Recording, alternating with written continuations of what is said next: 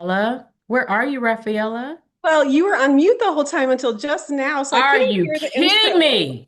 This is the beauty. This is the beauty of live. And I've actually never done this before, like not gone live, not showed my face, not pressed the unmute button. But hello, Raphaella. How are Hello. you So I didn't today? hear your lovely intro, but I'm sure it was amazing. So I'm so happy to be on the Coach's Kitchen. Hello, Yes. Leslie. Hello. Well, I will say it one more time just for everyone in the back end. I've actually never edited my videos, but today I think I'm going to edit all of that out. But that's the beauty of life, right? We're human. We're all human, and we're going to I be love talking it. about We all being make human, mistakes. Yes. being human today. So welcome to the Coach's Kitchen. Welcome to the Coach's Kitchen, Rafaela. Where breakthrough is always on the burner. I'm your host, Leslie Nicole, life coach, motivational speaker, your favorite soul chef, and a human. This is where ambitious women like you come to unpack what's simmering beneath the surface, from purpose to power moves, healing to high stakes leadership, because this isn't fast food healing. It's not fast food success. It's the slow, sacred work that sticks. Now, Rafaela, you ready to get cooking?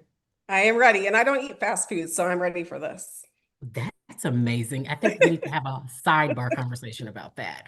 But you all, I am so excited to have Raphaella Prange with us tonight. She is a senior higher education leader, vice president at Maryville University, overseeing student wellness, athletics, residential life, Title IX, accessibility, and so much more. She recently defended her dissertation. I'm so excited. I'm ready to call you doctor here very soon. About to turn the big 5-0 and stepping into a new decade without hesitation, but with expansion. So today we're going to be talking about the next 50. What does power Absolutely. look like Mhm. in this season of life? What Mhm. does leadership mean when you stop shrinking? And what happens when you choose personal agency over expectation? Rafaela, I'm so elated to have this conversation with you. I know that we know each other from DePaul, so Yeah, there you go. we're way back, way back. Yes. Tiger Pride, Tiger Pride. That's right. Well, let's get right into it if you're okay with it. Absolutely, I'm ready. So, you are about, let's just go right there. You're about to step into a new decade. What Yep. does the next 50 mean to you personally and professionally? Well, it's a new chapter and a new era. And I think if we're paying attention at all, our ladies in their 50s are making it happen. They're taking names, they're reinventing themselves. Yeah. We're running the world. So I'm ready to be a part of that illustrious group of women that are redefining their futures and stepping into their destinies. But I think we kind of have to go backwards to go forwards. So I want to talk a little bit about the last 3 years. And maybe even a little bit further back than that. So it's Yeah. really important for me to identify as a first generation college student because I was a first generation college student when I went to DePauw back in 1993. So I bet a lot of our listeners were still in grade school or high school back It's a then, couple but years ago. It's a couple a years couple ago. years ago. But I went all the way from the South Florida area to Greencastle, Indiana, as a first generation Latina student. And the question I got all the time was, where are you from? And I Mm, would say, Florida. And they would say, no, really, where are you from? Because I was, if you can imagine this, in 1993, the only Latina in my hmm. class, in the Wow. classes that I was in. And so there Wow. weren't a lot of folks that looked like me. So I befriended a lot of international students, a lot of folks that maybe had a different worldview than I did. My father immigrated from Nicaragua in the 40s, 50s. And Wow. so it was really important for me to carry that with me as I moved into my collegiate career. And I'm the oldest of five girls. And so I Mhm. was that first trailblazer for my sisters to go to college. And I really fell in love with the idea of education. I was always brought up to understand that education is power. You know, it's how we will make our way, how generations will build upon each other, how we establish generational wealth. And so I continued in education, even though I went to college for broadcast journalism. Like I really thought I'd be doing what you're doing, Leslie. I thought I'd be like on I TV didn't or on the know radio and that. do that. But quickly, I really fell in love with student leadership and just helping others and being a servant leader and really kind of being in kind of a helping profession. So I was involved in a Mhm. lot of student groups and organizations, and that bug bit me that I wanted to be in higher ed. So I got my master's degree from Indiana State University. Go Trees, if there's any Indiana folks listening Yay. in. And then I made my way west. And I never thought I would make my way west because I'm from Mhm. Florida. I always thought I would go back home, right? Be with my family as a Latina, take care of my sisters again. But my father always, rest his soul, told me to go for my dreams. Mm. And really, that my superpower lied in my origin story. Oh, go into that. What does that mean? What is your origin story? So my origin story is I was the first.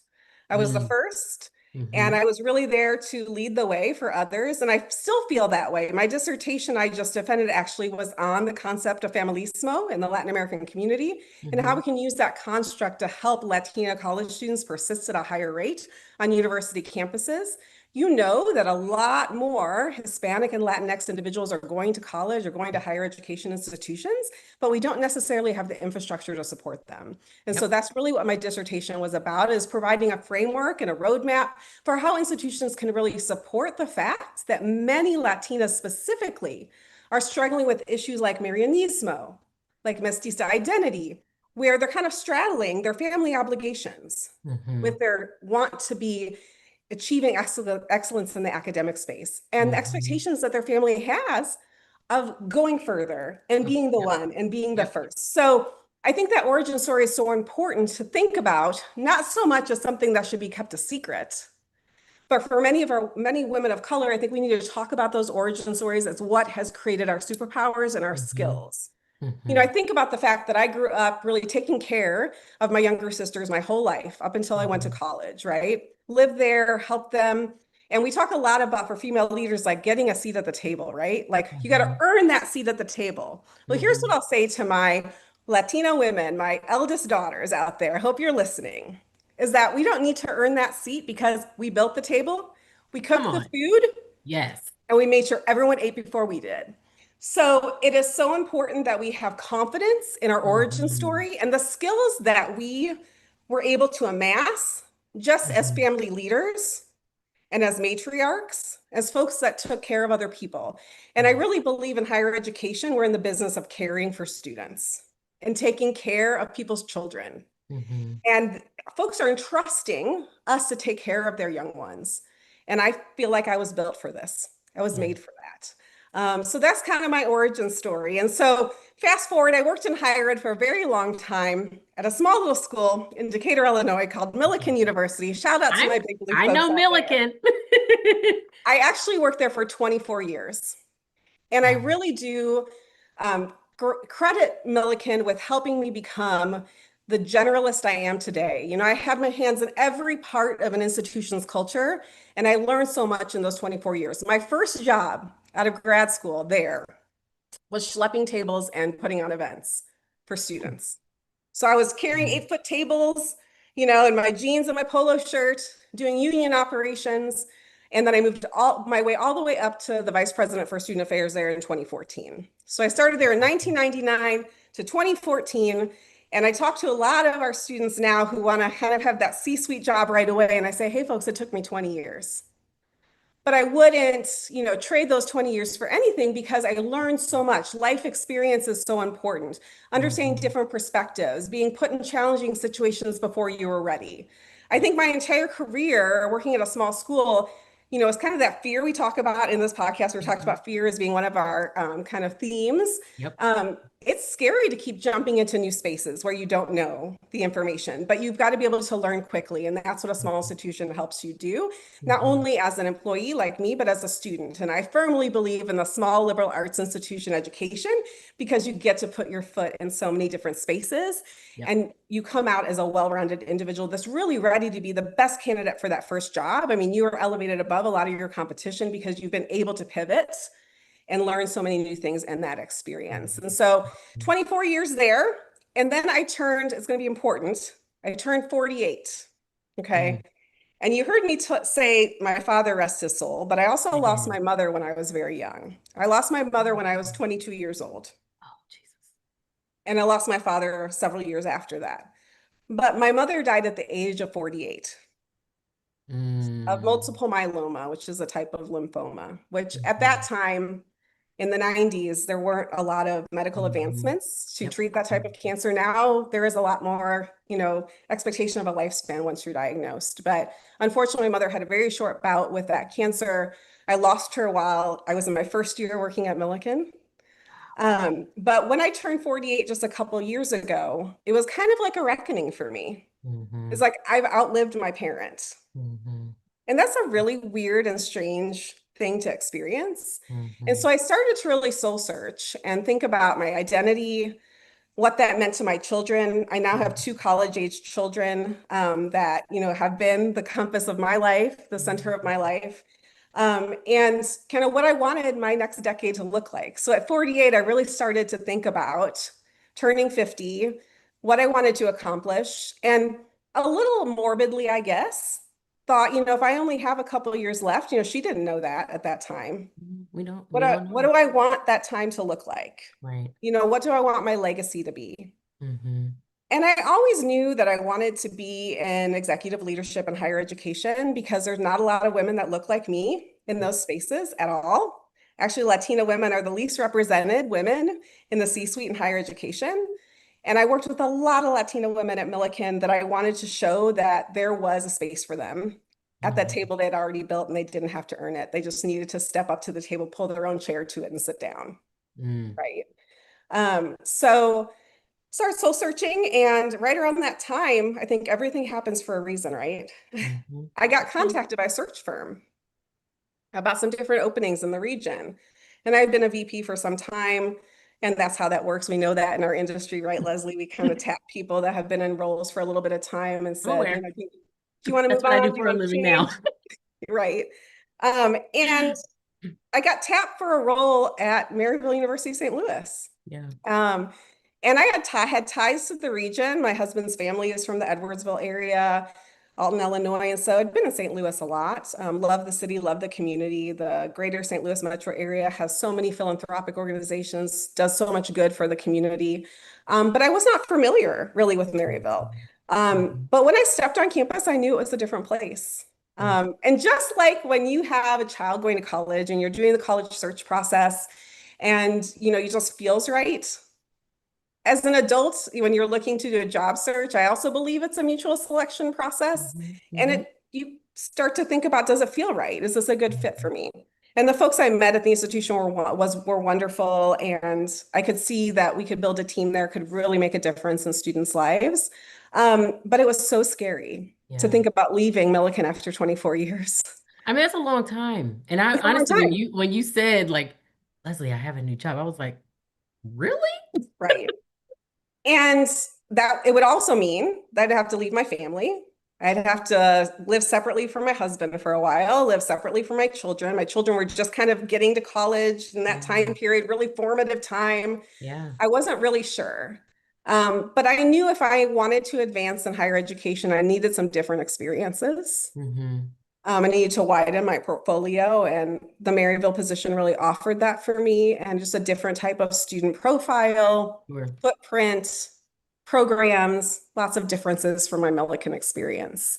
Mm. And so it was at that time that I started like feeling that fear and leaning into that fear, thinking about my mother a lot, thinking about my father who always told me to push past mediocrity to excellence. And I had them in my brain. And I thought, okay, this fear feels scary. But instead of treating it as a stop sign, I'm going to treat it as a compass. Mm. So I'm going to follow the fear as uncomfortable as it was, because I knew that the reason I felt that way is I was more afraid of the growth, even though that's what I thought I wanted, than I Mm-hmm. was about the change. Go deeper into that. You're afraid of the growth, and you were more afraid of growth than you were of the change. Right. Because, especially as eldest daughters, as Yeah. women of color, we are taught to take the safe route. We're taught to, if we are successful, we better stay there Mm-hmm. because we've Mm-hmm. made a name for ourselves, we have credibility. How hard will that be to reestablish? Mm. That's the fear of growth, for me at least. And I had Mhm. enjoyed an amazing career at Millikan. At one time, I thought I might retire from that institution or become the president of that institution. Mhm. Um, and all of those are still obviously possibilities out in the universe, but I knew I had to grow. Yeah. And Maryville offered me the opportunity to do that. And Maryville offers the opportunity for so many folks to grow in these spaces of innovation.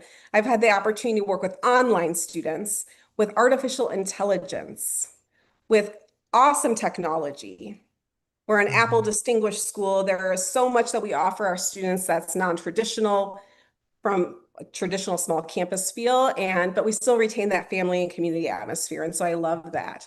So I leaned into that fear and moved to St. Louis on my own, got a long-term Airbnb, Talk about a leap of faith. right? And had never, ever made a meal just for myself, had never, ever not cleaned up after people. And that's kind of the story of a lot of us at this age, right? We're coming into this empty nest phase of our lives. We've always taken care of other people, whether that be in our Mhm. work or in our personal lives. And then we stop when that kind of all sheds away, we start thinking, okay, like, have I ignored myself? Like, who am Mhm. I? How Mhm. do I know what I want to do? Mhm. Where do I want to go? And Mhm. so when I was in that year of 48, it was like, okay, now it's time to really build that plan for the future. And now I'm starting my third year at Maryville. I've absolutely loved the experience. It's an amazing institution. I've learned so much. And just now thinking about the next 50. Almost finished my doctorate completely. I finished my dissertation almost a year early. I'm getting ready Mhm. to publish and send to publication, I guess, to hopefully get approved to publish my manuscript and take my framework on the road to help other practitioners in higher education to support Latina students. So just a couple of coursework pieces left to go. And I'm hoping by May I will be done with most of my course requirements. And then I'll get hooded and have all the pomp and circumstance in December of Yay! 26. So I'm That's really so excited amazing. about that moving forward. And for my children to see that, and for my sisters to see that, and for all those Latina women I worked with at Millikan and everywhere else to see that it can be done. And you can do it and be a mother. You can do it and be a wife. Mhm. You can do it and have anxiety. Mhm. You can do it and lose your parents and deal with grief and sit in that grief. Mhm. But you've got to use that fear as a compass and not a stop sign. And I think I Mhm. also have really kind of marinated in the thought recently that a lot of women talk about like being lucky, like, oh, it's so lucky that search firm called me, or it's so lucky I Mhm. got that promotion. And we don't talk again about how we have made that happen, how we've manifested that, right? And Mhm. so I really think we need to stop saying I was lucky Mm. and say I was strategic. So why do you think women they struggle to do that? Like high achieving women, especially, like we list our mistakes. Like we're like, okay, this is what we're Absolutely. not good at. I don't We think I don't should own do our that. We have successes. Yep. fear. I mean, we literally like we downplay ourselves. And Hmm. I love how you have framed this, like you have the origin story, you have the superpowers. Like I feel like it costs us if we deflect our power. Like if we don't pay attention to our power, like we're just like we might get lost. So like, And there's a term for that. It's called diminishment syndrome. I think I've learned about it just recently. And it's how we mhm, diminish ourselves to fit into mhm. spaces that are not ready for us. Oh, I know, wow. right? So, we in a lot of the PR for this podcast, we talked about how I've been talked about or named as intimidating for a lot Mm, of my career. right. And other folks that look differently than me and you would probably be talked about as assertive or Mhm, confident, but mhm, it might be for me I'm aggressive or I'm mhm. intimidating. And I think we got to flip the script on that and say we're not intimidating, others are intimidated by By us, us. right? And so because we've been conditioned to not take up space and to be smaller in every sense of the word, Mhm, we diminish ourselves to fit into those spaces so we don't intimidate other people so we can feel a sense of stability, but that also keeps us in a little box and doesn't allow us to grow. mhm, And then we start to not listen to that fear as a compass. We listen to it as a stop sign because Mhm. others are projecting on us like, no, that's enough. Mhm. Mhm. You created that box. It's great. You're good. Mhm. But we don't think about what's outside the box and what's next. And that's really Mhm. what I've been thinking about for my next 50. So, yeah. So, so there are women, that will be listening to this, and I had interviewed a woman last week who started something she literally started a company at 60. And so you're talking about like your next 50. And I've been talking to women that are like 40 and 50 and now 60s that are like recreating themselves. They're still moving. Um, they're still in their careers. They're still, of course, working on their personal life as well. But how do we encourage and empower women not to give up and to empower them to keep going? Like if they feel like they still have something to give, how do we empower them to be like, it's not too late. You really can pivot. I think what we need to do is start treating our experiences as receipts, Girl, you not are. as I need to a just write permission down all slip. these things you're saying. Go ahead. Because I do think that sometimes we build our resumes, right? Mm-hmm. And we apply for jobs and we look at our resumes as a permission slip for us to actually apply. And there's a lot of research that says like men will apply for anything. It doesn't Yep. even matter if they're qualified, Yep. but women will wait till they check off every single responsibility in the job description True. before they apply. And that's what I mean by saying your resume is your permission slip. And it shouldn't be. Like Mm, you have collected evidence. Every woman I know has examples, situations, data support on their resume. That's evidence and receipts. So we mm, need to treat that resume as evidence that we are primed for the job, whether that be transferable skills or actual skills, and stop asking for permission. Am I really qualified? Am I ready? mm. I'm so guilty of that. The am I ready conversation is always in the back of my mind. But then I always hear my dad saying, like, girl, you're ready. Like, move past, It's time. go to excellence. Yes. Yeah. But I also think, especially women moving into this next stage of their lives, if you've Mm-hmm. had children or you're taking care of aging parents or you have a Mm-hmm. partner or whatever responsibilities that you have had in your life up to this point, likely are winding down. Mm-hmm.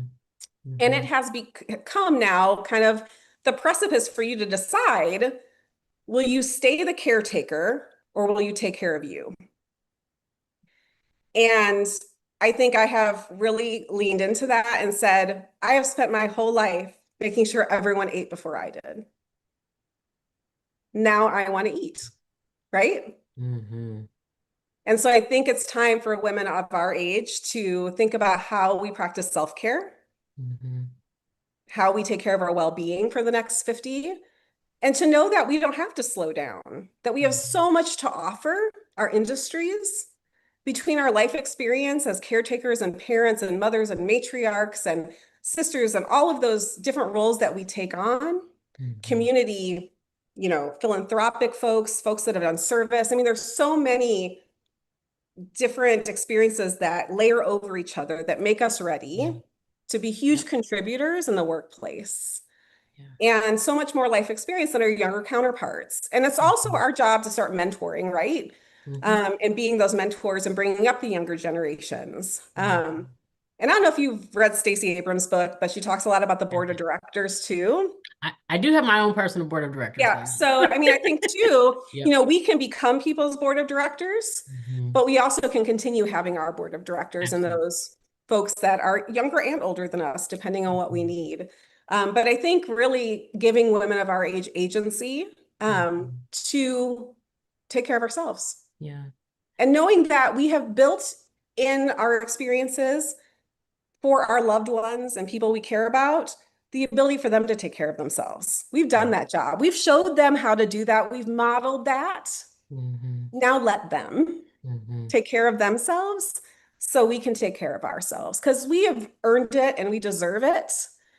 And I think if we can do that, we have so much more to give. And Mm-hmm. I think women in my generation will work until we're 70 years old and we will still contribute and Mm-hmm. stay on the edge of innovation and what is really trending in our industries. Mhm. Because we understand the importance of community Yep. and of making our spaces better and leaving them better than we found them. I mean, that's really my personal vision, is to come in and make people feel cared for and to Yes. leave a place better than I started it with. Yes. So I think if we can all agree to do that, the world would be a much better place, wouldn't it? It would be. It would be. Now you talked a lot about just now you talked about a lot of different responsibility because we have a lot of different roles, whether it be at home, at work, whatever the case may be. But sometimes I feel like owning your power means accepting the weight that comes with it, right? Mhm. There's weight in a variety of different places. So, what has that looked like for you? And then how have you been able to prioritize the Mm. weights? It's such a good question. And I think, what you just said, a lot of people would answer with a phrase I dislike, which is work-life balance. Hmm. Because I personally don't believe there is There, work-life there balance. isn't. Um, I believe there is work-life negotiation. Hmm. I believe there is personal strategic prioritization. Hmm. And I believe there's an ebb and flow to seasons and reasons and people in your life. Hmm. And you have to know that it's never going to be a perfect balance. Yeah. And there are things that you will have to give up in order to attack things that are more important, depending on the time, again, the season, and the reason. And I do talk a lot to young mothers, especially in higher education, and we tend to have like 24/7 jobs in higher ed, especially in student affairs. We're on call, we're dealing with student emergencies Yep. overnight in the hospital, dealing with parents of students who are concerned about their young ones. And so there's Hmm. never really a predictability We found them. to the I mean, position. that's really Oh, But I yeah, know it was some weird echo. that was weird. But I would say that if you're a mother, especially of children, it's not the quantity, it's the quality. And that's Yeah. always what I focused on. I was not at every baseball game. I was not at every dance recital. I Mhm. didn't take my kids all over the place. I didn't pick them up from school. Sometime I missed parent teacher conferences for the job. But many of those things in hindsight didn't matter as much as them watching their mother make moves in Yes. a way that they could be proud of. Hmm. And so I think it's letting go of this societal norm that we can Hmm. have it all. You can do all the things, but you can't have it all and do it all the time. Yeah. Yeah. So I think it's really negotiating for yourself what's most important. And for some folks, it's the flip. For me, it was always about my career and trying to navigate that and showing my kids that you could do that and being an example to my sisters and to other Latinas. But there are other folks that want the family piece to come first, and that's not the wrong answer either. But it's about figuring out what your compass is, like what you want your focus to be, Hmm. and kind of the return on investment you'll get for going in that direction for yourself, Hmm. Hmm. because you are the master of your own destiny in a lot of ways. Hmm. You're always a decision maker. You're not always Hmm. the decision maker, Right. but Absolutely. you are a decision maker. So Right. take control of what you can actually decide and Hmm. then go from there. Hmm. I like that word that you, or the phrase that you used, work-life negotiation. I always use work-life integration, Integration, okay, but yeah. I love the negotiation piece because I mean, like you say, we're in charge of our own life and our own destiny and our own trajectory. However, sometimes like for instance, I got to negotiate sometimes with my husband. Like, okay, so this is what you gonna do, or this is what I'm gonna do. Like, how can we make this happen? Or even negotiating with my children. You know what I mean? Like, how can we make this happen to make sure that we all are striving towards our own goals? So I love that. I'm gonna start using that. I will credit you, Rafaela. So I don't think I came up with it, but I like it a lot too. We so always say in student affairs that sharing is caring. it is So, we absolutely. do share a lot of, catchphrases and language and nomenclature, but yeah, it's about just getting the message across, I think, and finding different ways to say the same thing that maybe resounds with you a little bit better. Yeah. Mhm. Yeah. So how would you say your relationship with like visibility and power has shifted or compared to like the earlier seasons of your life Yeah, versus absolutely. now? Um, I was really, I think, scared to connect to my cultural heritage and identity as a young professional. Okay. because I was at a PWI. I was in a very white space. There really wasn't anyone like me. Even when I left, I Mhm. think there were only two or three Latinx or Hispanic identifying faculty and staff. And Mhm. so you try to like balance like what's too much or not Mhm. enough. And Mhm. so as a young person, you're trying to kind of navigate all of that. But as I've gotten older, and my children are probably a big kind of catalyst for this, is I want them to be proud of their heritage. Yeah, And so they can't be proud of it if I'm not. that's right. And losing both my parents, that like oral history isn't there. And so Mhm. I need to carry that on for my Mhm. family. So it has definitely changed over time. I also think I had to get over being called too much, you know? Being Um, called too much? yeah, being called too much, like being like you're extra, or Oh, you shouldn't show up in this space in yeah. this way. And I think again, flipping that to I'm not too much. I may just be too much for the wrong For people. you. Yes. Yeah. Yes. So then it's trying to find spaces where you're just enough for those spaces, Yes. right? Yes.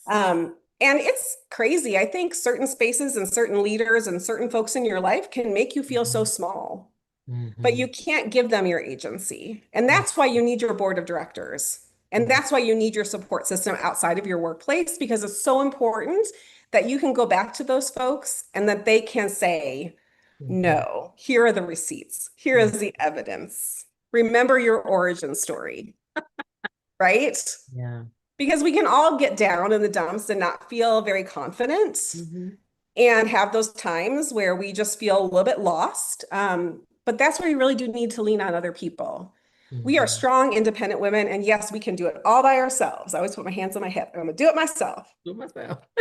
But it's really important that we do take that help and we lean on it at Yeah. times when we just need to be bolstered. And Mhm. knowing that we've always done that for other people, so why wouldn't we take our best advice? Yeah. But we're Now, for always our worst critic. we are. Now, for people that, or for the women that may not have a personal board of directors, can you tell us like the types of people that are on your board of directors? Personal, Absolutely. professional. Can you kind Mhm. of give us some insight? So I have family members. So I mentioned I'm the oldest of five sisters. I have two Hmm. sisters that are my youngest sisters that I kind of served in a different role for them because my parents passed so Hmm. young that they're kind of my sister daughters in some ways. Sure. So they can check me, but they can also support me. Hmm. I have really good friends from all stages in my life that are not in my industry, that are in healthcare or business or financial planning that I can reach out to for advice in those spaces, right? Which dovetail a lot with my career because higher education intersects with all those pieces. Yeah. And then I have my higher education people too, and not just people, and actually not really people at your current institution, but Hmm. people at other institutions where you can bounce ideas off of them. I have been blessed to work with a wonderful set of university presidents. And so I keep in touch with many of them who just serve as my mentors and really are helping me through these next stages of my life and what I'm looking for in my career. And I would say over the last year, as I've been thinking more seriously about turning 50 and like what is my next step, finishing that doctorate, I came to the realization that we're stronger together than separately. And so Absolutely. my personal board of directors is just phenomenal as a Mhm. group. They have been so supportive of me and so affirming, and I just am so thankful for them. And I don't know what I would do without them, honestly. And I think that's the Mhm. best advice I can give to young women who are just starting their careers is don't burn bridges. That's You right. know, make Yes. sure that it goes both ways. My board of directors also use me for certain things. Hmm. I might be on their board of directors. So Hmm. it doesn't have to be this one-way street, but it's really, kind of collecting people over your lifetime. Hmm. I Hmm. really believe in the strengths-based philosophy by Gallup, Clifton Strengths, Donald Clifton. Yeah. So Yeah. we've taken the strengths assessment. Yep. Um, and, really talks about how you can surround yourself with people with different talents. And I look for that too. I look for folks that have kind of my basement instead of my Hmm. ceiling. Yeah. I'm a maximizer and I'm someone that's my number one talent. And I'm someone that likes to do a million things at one time. Yeah. But I need to surround myself with people that are like deliberative and Mhm. analytical to tell me that, okay, I need you to take a knee and have a snack because you're going too fast. I'm gonna use That that works for all too. ages, by That the was way. I say funny. that to a 2-year-old, and I say that to an 80-year-old. Take a knee and have a snack because it'll make Have it, everything better. take a knee and have a snack. That was hilarious. Okay. I mean, that is trauma-informed practices in a nutshell. Like, take a breath, Oh my gosh, that is so regulate funny. yourself. Yeah. Now let's make the decision, right? So I really believe in that strengths-based philosophy because I think that can help you really hone in on what you're really good at, Yeah. but also help you identify like where you have room to grow. And it's not necessarily your weaknesses. I don't like to put it that way, but it's Yeah. really how can you use your board of directors to help you grow? So Bro. as you collect people over your lifetime, really thinking strategically about that. Yeah. One of my other talents, I think it's my fifth one actually, is input. And Mm. input is a collector. And so I really identify with that. Like, I think I collect people and ideas, but not things. Like, I'm not a Shotsky person. Like, I don't have like a collection of like Mhm. Beanie Babies over in the corner or anything like that. But I love to collect people and also the stories of the human experience. And I think that's how I bridge back to that old broadcast journalism major back at DePaul University, is I always wanted to tell stories of the human experience. And instead, now I tell stories of the human experience through the lens of our students who don't Right. necessarily have a Mhm. place at the table. And that's how I tell stories now. And that's what I want to do for the rest of my career is advocate for those that do not have a voice, that may feel marginalized in the higher education process, Mhm. and use my voice and my origin story, not make it a secret so I can help other people really be proud of theirs. This is so powerful. Like the number of one-liners. Like I just need to like quote you, like put these on a billboard or something because they're I just mean, I'm an old so student activities person, so I used to always come up with themes for orientation and, like cool t-shirt designs. So I think, I'm like yeah, naturally come by it, but um, yeah, I'm like a nerd and I do sit down at night and think about like, how would I say this? yeah. Like, how do I make a power statement? Yeah, I mean, they're very powerful. I'm gonna go back and just like listen to like the different snippets that you said because I think a lot of them are powerful. The one that is sticking out to me in my mind is fear of growth versus change. And that one is like eating at me like, Leslie, I think that's it. I think that's what it is. I think you have to So name it and claim it yeah, because I yeah, think that's not anything a powerful woman wants to tell herself is that she's afraid to grow. yeah, yeah. But many times growth is not a guarantee Mm-hmm. and It's the it's not stability that we consistent want. Mm-hmm. and you can't necessarily anticipate what's going to happen. And Mm-hmm. I like to say a lot of times, like I'm a sure thing girl, like I love to be able to anticipate what's going to happen next. You know, And in this phase of life, I have to come to the conclusion that I won't always know that, but I am equipped. yes. Yes, you are.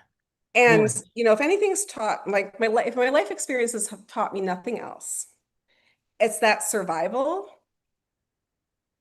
is my sovereignty, Mm, right? Like mhm, the fact that I survived all that I did as a mhm. young person, as a young professional, and we haven't even touched the In this topics of space, what it is in to be this a way. woman I'm so sorry. It keeps doing that. That is so weird. Go ahead. who faces sexual harassment in the workplace, Mm-hmm. marginalization for ethnic background, Mm-hmm. all of those things. Um, but all the survival, all the experiences that have made me who I am, all the trauma that I've experienced really has set me up to be able to live in a nebulous space, Mm, right? yeah. And not have to always know what's next Mm-hmm. because a survivalist doesn't. You ever Mm-hmm. watch Naked and Afraid? They don't know what kind of animal is going to come through there or like, what kind of bug bites they're going to get or what illness they'll have, right? But those are survivalists. And the people that make it Yeah. the 21 days are the ones that just take things as they come. Yeah. Yeah. And so I've been learning slowly to just accept that I'm a decision maker in my own destiny. I Mm-hmm. may not be the decision maker in every space, but I Mm-hmm. have the skills and the tools to take me to the next space Yeah. and be able to make a difference no matter what. So, yeah, it's really understanding that survival isn't a deficit. Mm-hmm. It is really part of your superpower again. Yeah. So one of our viewers has asked, any additional advice for someone who's mid-career in higher education, specifically like they're an executive director looking to Yep. move into a vice presidential role? Yeah, one of the things I think really took me a long way, and I always use this as advice for mid-career professionals, is find something outside of your area, your discipline, that can become your calling card. Mm. So, for example, when I was a young professional and I was working in like Greek life student activities, you're always dealing with alcohol, right? Like alcohol incidents, Mhm. students binge drinking, all that kind of thing. I started doing a lot of research on alcoholism in college populations, started working with different brewing companies to bring different programming to campus. And I kind of became an expert in alcohol awareness and education, which was a little tangential to what I was doing, but wasn't firmly in my role. And I Mhm. started doing speaking engagements and going to conferences and things like that. Fast forward to my career a little bit, I started to get really interested in trauma-informed practices, and I mentioned that earlier, and that came from my work in the PK through 12 system in Decatur, Illinois. With my kids in the school system, I wanted to be involved. I've always wanted to be a volunteer in my community and make a difference there. And so I started taking notice that in K through 12 environments, they were using a lot of trauma-informed practices. But there Mm. was this like cliff when students got to college where they weren't offered the same level of services to help them be successful. And I always say, like, nothing magical happens when someone turns 18 and they walk onto a college campus, they're still 18. Mhm. So between a high school senior and a first year in college, like you're not much different. So you still need the Mhm. same undergirding and support that you would need as a 17 or Mhm. 16-year-old. And so I started doing consulting on trauma-informed practices and how we can use those practices in the higher education space. And now that's very trendy right now. It's just starting to kind of take root, right? And then I kind of started doing some other things in terms of team development and the strengths-based coaching, as I mentioned. So I think finding a calling card that isn't so far, and it could be far. It could be something completely different. And it doesn't have to be an LLC. It doesn't have to be a side hustle, but it's just becoming an expert in something outside of your direct role that makes you more marketable and gives you a different elevator pitch to give when you're looking for that next role. And it distinguishes you from somebody else who's just narrowly been in one kind of vein. And I Mhm. have a friend, one of my board of directors the other day said a great thing to me because I've always thought about like, I'm a huge generalist. As I mentioned, I've been a part of many parts of an institution. I feel like I can go into any kind of area division of a higher ed institution to understand what's going on. And I always thought, well, I'm a generalist. Is that like really a positive thing? And this person told me there are not a lot of generalists out there. And actually, what you are is a specialist in being a generalist. Mm. And a specialist in being a generalist means that you can basically consult for your own institution. They don't have to hire 5 or 6 other people to make sense of these different areas because you can come in as a third party view and start to make assessments, right? And so that was kind of like a game changer for me in my mind. So, also as a mid career, to this person who made the question, as a mid career person, how do you become kind of more of a generalist too? Like being on committees on your campus, cross disciplinary committees. I think there's no better experience than being on your campus's strategic planning committee or your presidential search. So if you Mhm. can be on either one of those, amazing. If you can go Mhm. out and dip your toe in fundraising, amazing. Grant writing and fundraising is going to take you far no matter what area you're in. So I think just finding ways to kind of get out of your little lane a little bit and also be able to talk to that and give good examples can make distinguish you from another candidate and help you kind of, you know, catapult up into that next phase. Calling card. Okay. You girl, I'm trying to tell you, I think we should just have Raphaelaisms.